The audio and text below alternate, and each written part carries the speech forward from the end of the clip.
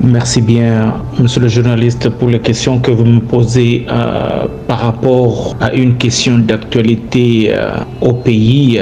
Selon la note circulaire de l'autorité de l'enseignement qui donne la possibilité, la chance à des jeunes filles qui ont rencontré certaines situations ou bien les filles enceintes de poursuivre leur éducation. C'est une question qui soulève beaucoup de débats au niveau du pays ou ailleurs, mais moi je pense qu'il faudrait analyser la question d'une manière froide et faire la part des choses entre une sanction et un droit fondamental.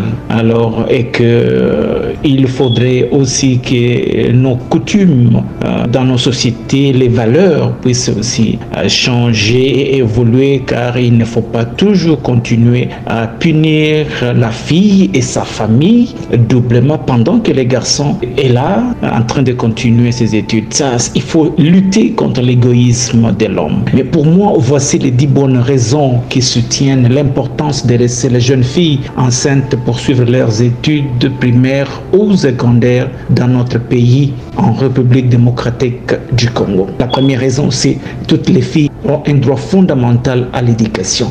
La Constitution congolaise et les traités internationaux, comme la Convention relative aux droits de l'enfant, reconnaissent le droit de toute personne à l'éducation sans discrimination, y compris en raison de la grossesse. Deuxième raison, c'est qu'il faut briser le cycle de la pauvreté. Une éducation complète permet aux jeunes filles de mieux subvenir à leurs besoins et à ceux de leurs enfants, en réduisant ainsi le risque de la pauvreté intergénérationnelle. Parce que la fille, lorsqu'elle est exclue, donc elle va rester comme ça, indexée à la société, et c'est la pauvreté qui s'ensuit comme ça, quoi. Ils n'ont pas le temps de revenir. Pour la plupart, elle est renvoyée comme ça. Ce sont les grossesses qui vont s'en suivre, et puis elle restera tout simplement à quémander. Ça, c'est vraiment injuste. Une autre raison qui me pousse à croire aussi que c'est bon de les laisser, c'est l'autonomisation des filles, l'autonomisation des filles mères.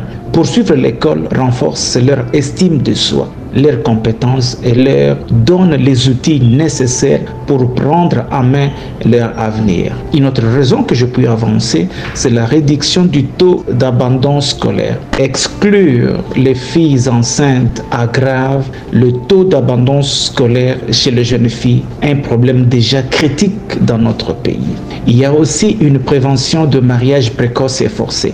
L'éducation agit comme un facteur de protection contre le mariage précoce, souvent imposé à cause d'une grossesse non planifiée. J'aimerais ajouter encore une autre raison, la meilleure santé pour la mère et l'enfant. Une fille instruite a plus de chances d'accéder à des soins de santé, de comprendre les bonnes pratiques de nutrition et de prévenir d'autres grossesses non désirées.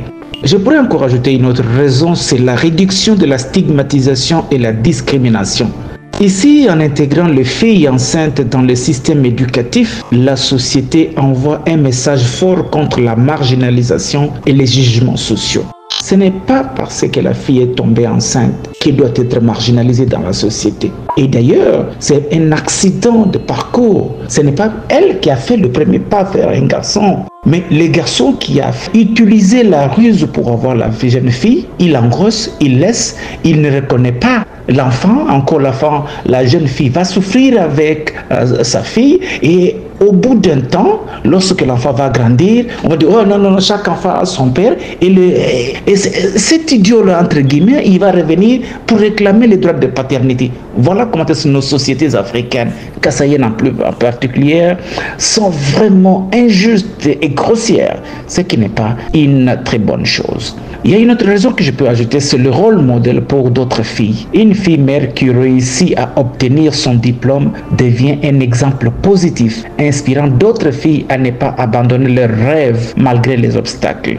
Mais il y a aussi la contribution à l'économie, car une fille éduquée est plus susceptible de trouver un emploi, créer une entreprise ou participer activement à l'économie locale. Le respect de l'égalité des chances et lutte contre les inégalités du genre, ça va permettre aux filles enceintes de continuer leur scolarité comme un acte concret pour promouvoir l'équité entre les sexes et lutter contre les normes patriarcales qui pénalisent les filles. Moi, je pense que la décision prise par l'autorité du secteur, c'est une avancée.